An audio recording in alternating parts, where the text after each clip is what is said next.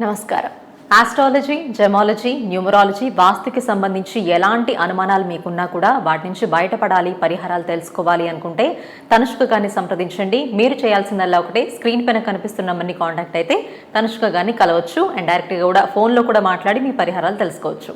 ఈ రోజు మీకు సంబంధించిన కొన్ని డౌట్స్ నేను మీ తరపున అడుగుతాను తనుష్క గారిని. వాటి పరిహారాలు, రెమెడీస్ అంటే ఇప్పుడు తెలుసుకుందాం. నమస్కారం తనుష్క గారు. నమస్కారమ్మా. తనుష్క గారు, ఇప్పుడు ప్రజెంట్ ఒక 3 రాశుల వాళ్ళకి ఏలినాటి శని నడుస్తుంది. ముఖ్యంగా ఏ రాశి వాళ్ళకి ఏలినాటి శని నడుస్తుంది, వారు ఎన్నో సమస్యలతో బాధపడుతూ ఉంటారు. ఆ సమస్యల నుంచి బయటపడాలి అంటే వాళ్ళు ఏం చేయాలి? అంటే ఏళ్ళనా శని అంటే ఇది గోచార రీతిగా జరిగేది. శని అనేటప్పుడు అంటే ఒక శని వచ్చి ఒక రాశిలో 2.5 సంవత్సరం ఉంటాడు. అది వచ్చి రాశికి ముందుగా ఉన్న రాశిలో, తర్వాత జన్మ రాశిలో, తర్వాత వచ్చే రాశిలో ఉండేది ఏళ్ళనా శని అని చెప్తూ ఉంటాము. కానీ 3 రాశుల వరకుమే ఏళ్ళనా శని వల్ల కష్టాలు పడుతూ ఉంటారంటే లేదు. కొన్ని జాతకాలకు అష్టమ శని, అర్ధాష్టమ శని ఇవి కూడా వస్తుందిమా. కానీ ఇప్పుడు ప్రజెంట్ గోచార రీతిగా అయితే శని ఉండేది కుంభరాశిలో ఉన్నాడు. అప్పుడు ఏమవుతుందంటే కుంభరాశికి జన్మ శని జరుగుతూ ఉంది. వాళ్ళ జాతక పరంగా వాళ్ళకి ఆయుష్ గురించి, ఆరోగ్యం గురించి ఉన్న స్థానము ఒకవేళ ప్రజెంట్ నడుస్తున్న దశలో శత్రువు అయితే కుంభరాశి వాళ్ళకి ఆయుష్ గురించి కొంచెం ప్రాబ్లం ఉంటుంది. అంటే జన్మ రాశిలో శని వచ్చాడు కదా, దానివల్ల ప్రాణగండం అట్లా ఉంటుంది. అది అన్ని కుంభరాశి వాళ్ళ అందరికీ వస్తుందంటే కాదు. ఎందుకంటే కొన్ని వాళ్ళకి దశ బాగున్నప్పుడు వాళ్ళకి పెద్ద సమస్య అయితే కనిపించదు. కానీ వాళ్ళకి దశ, అంతర్దశ ప్లస్ గోచారీతిగా ఈ ఏళ్ళనా శని, జన్మ శని ఇవి అంతా కలిసి వచ్చినప్పుడు ఏమవుతుందంటే వాళ్ళకి ఆరోగ్య సమస్యలు ఎక్కువ ఉంటుంది. సరే, ఇప్పుడు కుంభరాశికి జన్మ శని అని చెప్పాము.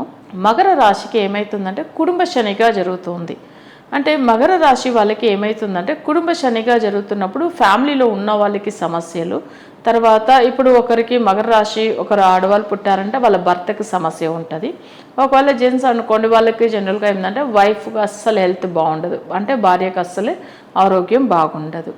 ఇది వచ్చి ఏమవుతుందంటే కుటుంబ శని జరుగుతున్నప్పుడు మకర రాశి వాళ్ళకి ఇప్పుడు జరుగుతుంది కదా, దానివల్ల. నెక్స్ట్ మీనరాశిని అనుకోండి. మీనరాశి వాళ్ళకి ఏమవుతుందంటే ఇప్పుడు ఆల్రెడీ గురువు కూడా చేంజ్ అయ్యాడు కాబట్టి, అంటే వాళ్ళకి అస్తమించి ఉన్నాడు కాబట్టి ఇప్పుడు ఏళ్ళనా శని వల్ల వాళ్ళకి ఆయుష్కే కొంచెం ప్రాబ్లం కూడా ఉంటుంది మీనరాశి వాళ్ళకి.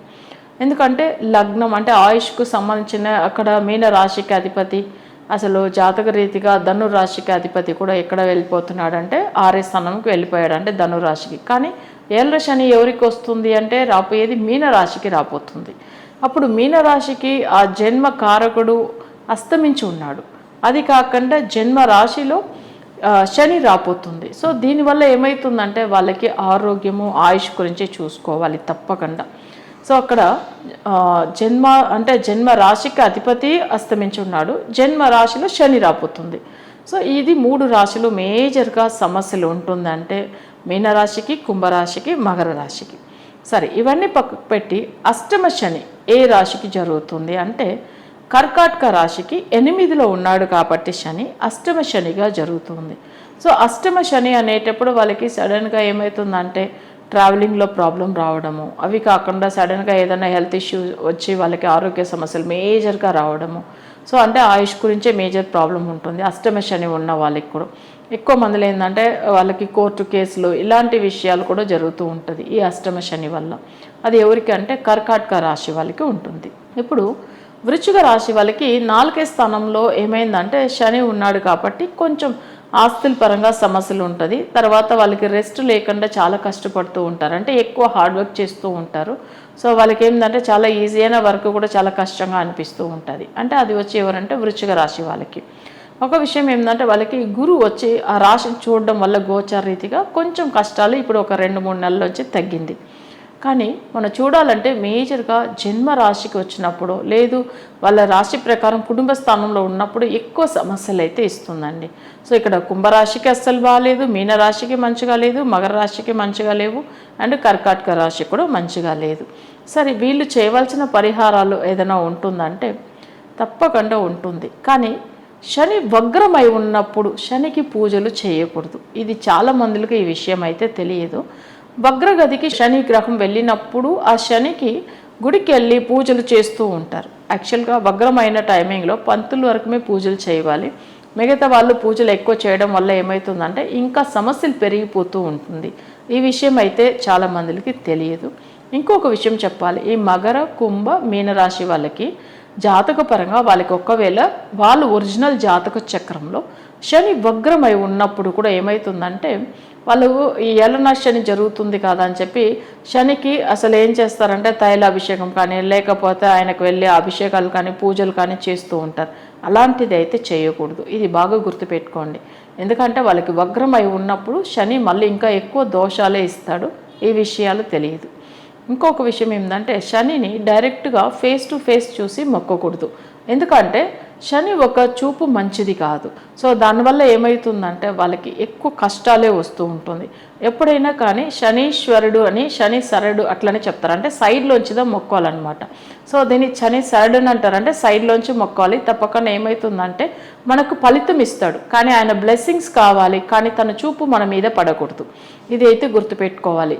అంటే శని గ్రహం చాలా మంచిది ఉన్న గ్రహాల్లోనే, కానీ ఏమవుతుందంటే తనకున్న శాపం వల్ల తన చూపు మంచిగా లేవు కాబట్టి సో కొన్ని మనం చూసిదా మన పూజలు చేయవలసి ఉంటుంది.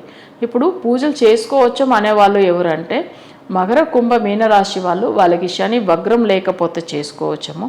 ప్రజెంట్ అయితే గోచార రీతిగా కూడా శని వగ్రగదిలో కూడా ఉన్నాడు. సో దానివల్ల కూడా ఎక్కువ సమస్యలు ఉంటుంది.